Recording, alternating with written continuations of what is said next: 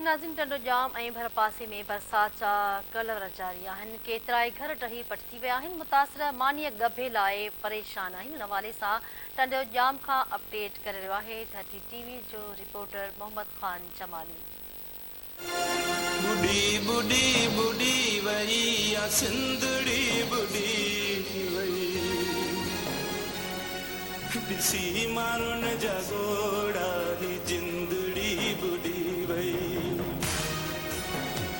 कुदरत जो आज़माइशूं ऐं मसलियतूं बि अजीब ऐं इंसान जी सम्झ खां ॿाहिरि आहिनि। जेका सिंध कुझु महीना अॻु पाणी जी बूंद लाइ सिकी रही हुई, उहा सिंध अॼु चौमासी बरसातनि सबबु ॿुॾी रही आहे। टंडो जाम ऐं भरपासे जे इलाइक़नि में बरसात जा कलोर ऐं अलाह पाक जी आज़माइश अञा ताईं बि जारी आहे। बरसात सबबु टंडो जाम शहर सां गॾु मूसा खटियाण, आरिफ खटियाण, इमाम बख्श पुसियो, महरोज पुसियो, टंडो कैसर, खिसाना मोरी, आबड़ी ऐं ॿियनि केतिरनि इलाइक़नि जा मिसकीन मारू माण्हू पंहिंजा अबाणा कख छॾे रोडनि ऐं रस्तनि ते बेयारो मददगार बणिजी वेठल आहिनि। बरसात सबबु संदन अजा डही ऐं अलाह ताला लुढ़ी वञण सबबु अॼु हू मानी जे हिकु वेले लाइ बि परेशान हाल आहिनि। बरसात शुरू थी आहे, असां वटि इहो पाणी बीठो आहे। हितां नहर वहे पई पासे मां, हुनजो पाणी अलॻि टुटो आहे ऐं 4 फुट ॻोठनि में पाणी घरनि में बीही वियो हो। तंहिंमां तक़रीबन 15 घरनि जूं भितूं ऐं पासा टही विया आहिनि। तंहिंमें असां खां को बि माण्हू पुछण कोन आया। अदा असां ॻोठ मेरो पुसे जा रहवासी आहियूं। असांजे ॻोठ में तमामु घणो पाणी बीठो आहे, 4-5 फुट पाणी बीठो आहे। असां ॾे केर बि कोन आयो आहे। टंडे जाम जे नज़दीक असांखे तमामु घणी परेशानी आहे। असांजा घर सभु किरी विया ऐं असांखे हुकूमत जो को बि अहिड़ो माण्हू कोन आयो आहे पुछा करणु तव्हांखे तकलीफ़ छा आहे। का सहूलियत ई न आहे। असांजो ॾिसो जेको रस्ता आहिनि, हे ॿुढा पिया, न केरु टपे नथो, केरु न को अचे थो, न को ॿारु, न को बचो थो अचे। सभु हीअ मुसीबत आहे। तव्हां पाण ॾिसो था केॾो पाणी आहे गोॾे जहिड़ो। पाणी पिटाए घरनि में ॾार पइजी विया आहिनि। न असां ॾिन जा, न असां गैस आहे, न पाणी निकाल आहे।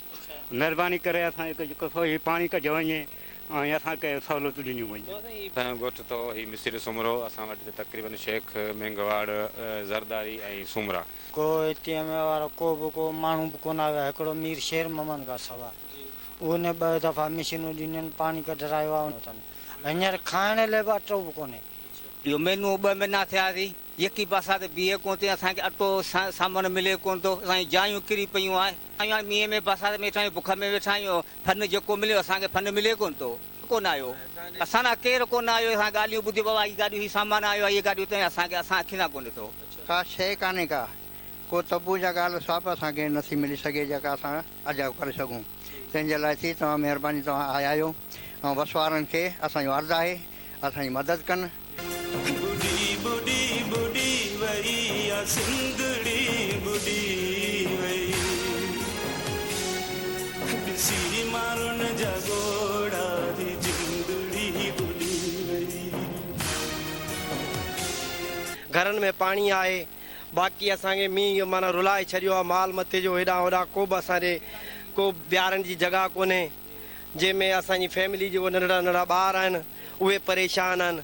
राति जो मच्छरनि तंग करनि, ॾींहं जो खाइण पीअण जो को राशन कोन्हे। घर वॾी ॻाल्हि त घर किरी पिया आहिनि। ऐं ॿियो वॾे में वॾो मसइलो इहो आहे त पाणी घरनि में बीठो आहे। ॿियो वॾो इहो मसइलो आहे त मच्छर तमामु घणा आहिनि। ॿार जेके आहिनि उन्हनि खे मलेरिया थिए पियो तमामु घणो। माना सरकारी अस्पतालुनि में पैसा त उअं ई कोन आहिनि। हींअर ग़रीब माण्हू मज़ूरी आहे कोन, हुतां हुतां दवा वठी बसि मिड़ी गुज़र पिया करियूं। ऐं बिल्कुलु असांखे पाणी निकिरी मिले ऐं ॿियो खाइण लाइ कुझु बि कोन्हे को। जिथे किथे बरसाति जाम पई आहे, पर हिते बि जाम पई आहे। घर तक़रीबन 50 खां 60 घर जेको असांजे ॻोठ में डही चुको आहे। ऐं अञा ताईं को बि असांखे हुकूमत जे तरफ़ां का बि अहिड़ी का शइ जा चइजे का खाधे पीते लाइ या का हिमायत लाइ का मिशन वग़ैरह जा अहिड़ी का शइ मिले, उहा का बि अञा ताईं असांखे का तंबू वग़ैरह जा पेट लाइ असां परेशान आहियूं। राति ॾींहुं का मज़ूरी न आहे। मज़ूरी हींअर कहिड़ी हूंदी? हींअर त का मज़ूरी न आहे अहिड़ी जो असां वञूं मज़ूरी ते पंहिंजे बचनि लाइ गुज़र करे खणी अचूं। छो हींअर अहिड़ी का वार कान्हे।